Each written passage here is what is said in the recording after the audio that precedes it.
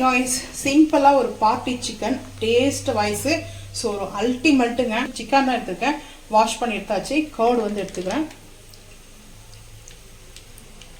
Curd கொஞ்சம் extra தான் இருக்கணும், ஸோ அதனால் வந்து சேர்த்துருக்கேன். இதுக்கப்புறம் வந்து பார்த்தீங்கன்னா காஷ்மீரி மிளகாய் பவுடர் ஒரு 1/2 teaspoon, party chicken roast masala வந்து பார்த்தீங்கன்னா 1 டீஸ்பூன், பெரிய டீஸ்பூன் எடுத்துருக்கேன்.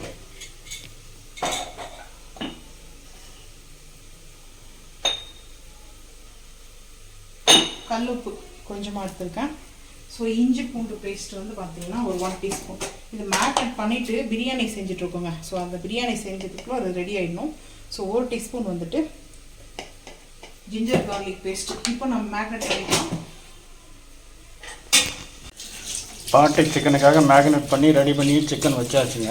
இன்னும் கொஞ்சம் ஒரு 10 நிமிஷம் இல்லை ஒரு 10-15 நிமிஷம் அதை வந்து அந்த மசாலாவுக்குள்ள மேரினேட் ஆன பிறகு அதுக்கப்புறம் நம்ம அதை எடுத்து பயன்படுத்தலாம். 10லேருந்து ஒரு 15 நிமிஷம் ஸோ மேரினேட் ஆகட்டும். அதுக்கப்புறம் 1 பை 1 பார்க்கலாம் வாங்க. அடுப்பு ஆன் பண்ணிட்டு நான்ஸ்டிக் ஃபேன் வச்சுருக்கேன். ஸோ லைட்டாக வந்து ஆயில் சேர்த்துக்கிறேங்க. எதுக்காக நான் வந்து லைட்டாக ஆயில் சேர்த்துக்கிறேன்னா நம்மளுக்கு அடி பிடிக்காது இருக்கும். ஸோ அதனால தான் வந்து சேர்த்துருக்கேன். ஸோ இப்போ நம்ம மேரினேட் பண்ணி வச்சுருக்கிற சிக்கன் வந்து சேர்த்துக்கலாம்.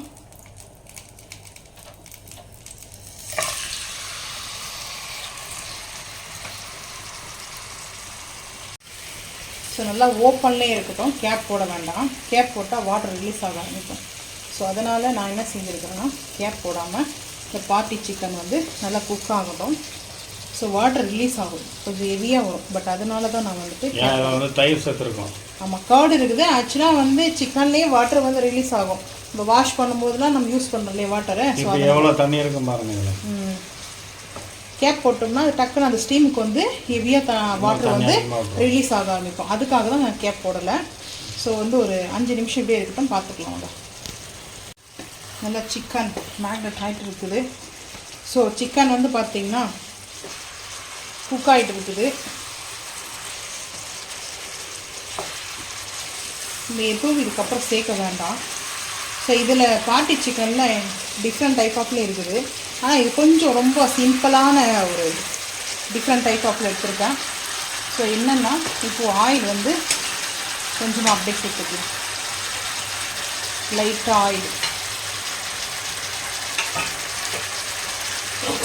சேர்த்தாச்சு. ஆயில் சேர்த்தாச்சு.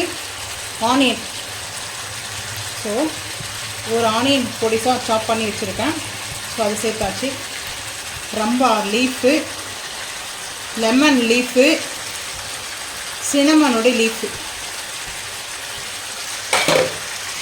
இது சேர்த்தாச்சுங்க. இந்த ஃபைனலில் தான் நம்ம இப்போது சேர்க்கணும். இந்த ஆனியன் வந்து பார்த்திங்கன்னா குக் ஆகிடும். ஸோ குக் ஆகாமலாம் ஒன்றும் போகாது. கேப் வந்து போட்டிங்கன்னா உங்களுக்கு கிரேவி ஆகிடும். பட் அதுதான் வந்து கேப் போடாதீங்க. கேப் போடாமல் வந்து இன்னுமே வந்து பார்த்திங்கன்னா இந்த வாட்டர்லாம் நல்லா கொஞ்சம் வற்றணும். ஸோ இதெல்லாம் இந்த லிக்யூடாக இருக்கு இல்லையா, ட்ரை ஆகணும். ட்ரை ஆனால் தான் இது வந்து இந்த சிக்கன் ரோஸ்ட்டு செம்மையாக இருக்கும். ஹை ஃப்ளேம்லேயே இருக்கிறதுனால பட் அப்படி இருக்குது.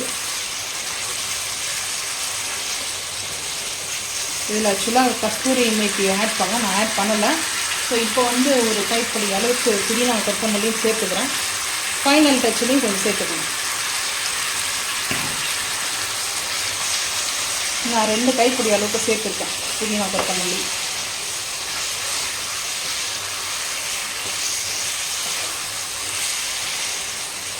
பாருங்கள் எப்படி இப்படி சொல்லிட்டு எப்படிங்க இருக்குது ஸ்மெல்லு.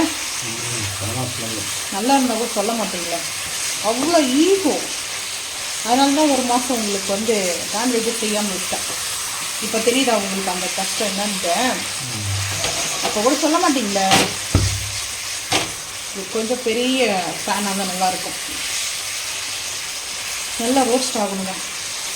இந்த கொத்தமல்லியோடைய புதினா ஸ்மெல்லு, பேலீஃப் சேர்த்துருக்கோம். அந்த பேலீஃபோடைய லீஃப் வந்து சேர்த்துருக்கோம் இல்லையா, அந்த சினமனுடைய பேலீஃப் கிடையாது, சினமன் வந்து ஆட் பண்ணிக்கலாம். பேலீஃபும் ஆட் பண்ணிக்கலாம் வேணும்னா.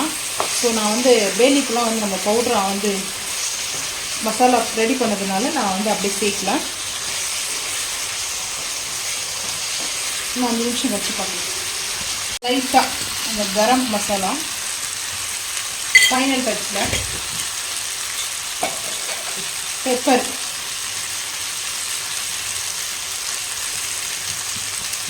நல்லா ஃபீவர் இருக்குது எனக்கு. ஸோ ஒரு 10 டேஸாகவே நல்லா ஃபீவர். பட் அதனாலே இந்த பிரியாணி நான் சூஸ் பண்ணேன். ஸோ நல்லா ஒரு நான்வெஜ் பிடிச்ச மாதிரி சாப்பிட்டோம்னா அந்த ஃபீவர் எங்கே இருக்குன்னே தெரியாது ஓடிடும். ஸோ அதனால தான் இன்றைக்கி வந்து பார்த்திங்கன்னா நான்வெஜ் எங்கள் வீட்டில். ஸோ இப்போது நல்லா மிக்ஸ் பண்ணிக்கலாம். நான் சிங்க் பண்ணிட்டேன். எப்படி இருக்குது கேப் வந்து நம்ம கேப் போட்டுட்டோம்னா ஒரு கிரேவியாக ஃபார்ம் ஆகிடும். அதுதான் நம்மளுக்கு வேண்டாம்னு சொல்லிட்டு நான் ரோஸ்ட்டாக பண்ணியிருக்கேன். Party chicken roast. ஸோ இதில் இன்னொரு பார்ட்டி சிக்கன் ரோஸ்ட் இருக்குது. ஸோ அந்த ரோஸ்ட்டை வந்து பார்த்திங்கன்னா இன்னொரு நாள் ரெசிபியாக ஷேர் பண்ணுறேன்.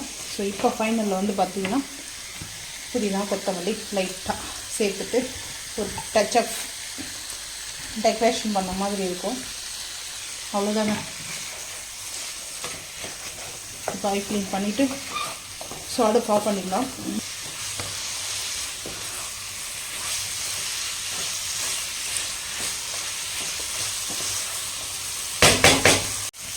அடுப்பு ஆஃப் பண்ணிட்டோங்க. ஸோ அவ்வளோதான். சிக்கன் பார்ட்டி சிக்கன் ரோஸ்ட்டு நம்மளுக்கு பக்காவாக ரெடி ஆகிடுச்சு.